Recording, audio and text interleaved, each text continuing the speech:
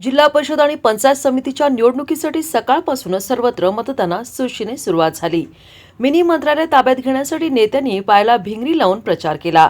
सकाळी 7 वाजल्यापासून मतदान प्रक्रिया पार पडत आहे। सांगलीचे खासदार विशाल पाटील यांनी मिरज तालुक्यातील पद्माळे गावामध्ये सहकुटुंब मतदानाचा हक्क बजावला। त्यांच्यासोबत पत्नी पूजा पाटील, आई शैलजा पाटील उपस्थित होत्या। मतदानानंतर त्यांनी भाजप सरकारवर टीका केली।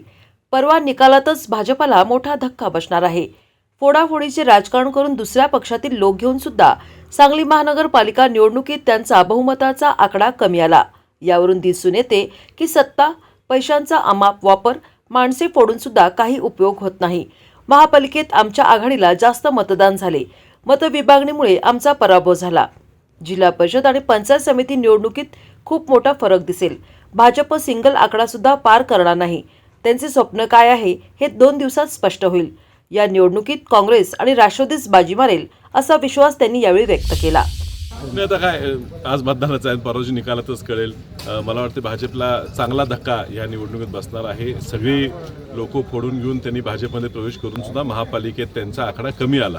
ह्याच्यातनं दिसून येते की एवढी सत्ता, पैसे, माणसं गोळा करून सुद्धा मतं मिळत नाहीत। महापालिकेत सुद्धा त्यांना आमच्या आघाडीला जास्त मतदान झालं।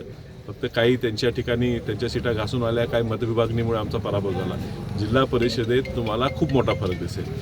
भाजप या ठिकाणी एक सिंगल आकड्यापेक्षा जरा पुढेफार जाऊ शकेल किंवा सिंगल आकड्यासुद्धा अंकावर सुद्धा थांबू शकेल। महाविकास आघाडी पण हे त्यांचे दिवस स्वप्न आहे, ते तुमच्या 2 दिवसात तुम्हाला स्पष्ट होईल। ह्या ठिकाणी निश्चितच काँग्रेस, राष्ट्रवादी काँग्रेस यांची सत्ता येणाऱ्या जिल्हा परिषदेत दिसेल।